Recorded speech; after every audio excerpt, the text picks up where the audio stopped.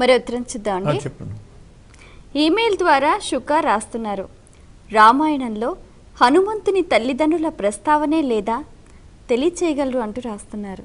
రామాయణంలో హనుమంతుని యొక్క తల్లిదండ్రుల ప్రస్తావన ఉన్నదండి, లేకపోలేదు.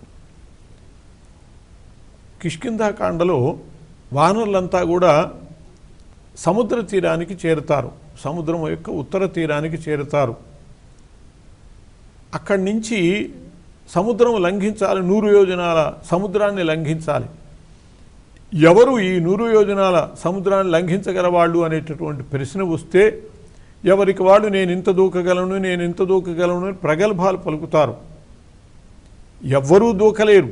జాంబవంతుడు చెప్తాడు నేను 90 యోజనాలు దూకగలుగుతానంటాడు. ఏం ప్రయోజనం? 90 యోజనాల దూరంలో సముద్రంలో పడతాడు.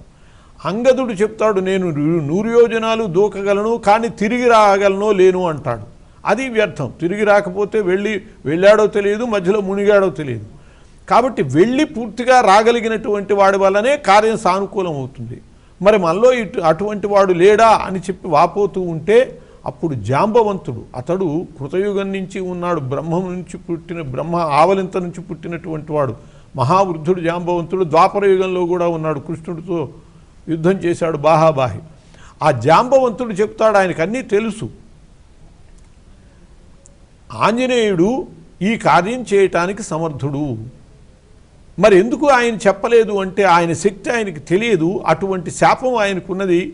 అందువల్ల ఆయన్ని మనం కనుక ప్రబోధిస్తే నువ్వు ఇంత శక్తి గలవాడివి అని చెప్పి ఆయన కనుక తెలియజేసేటట్లయితే తప్పకుండా ఈ కార్యాన్ని చక్కబెట్టగలడు అని చెప్పి జాంబవంతుడు చెప్పి అప్పుడు ఆంజనేయుడి దగ్గరికి వెళ్ళి నాయనా నువ్వు ఇటువంటి వాడివి, అటువంటి వాడివి, నువ్వు కేసరికి ఆంజనేయందు పుట్టినటువంటి వాడివి అని చెప్పి ఆ సందర్భంలో ఆయన యొక్క జననాన్ని గురించి ప్రస్తావించడం జరిగింది.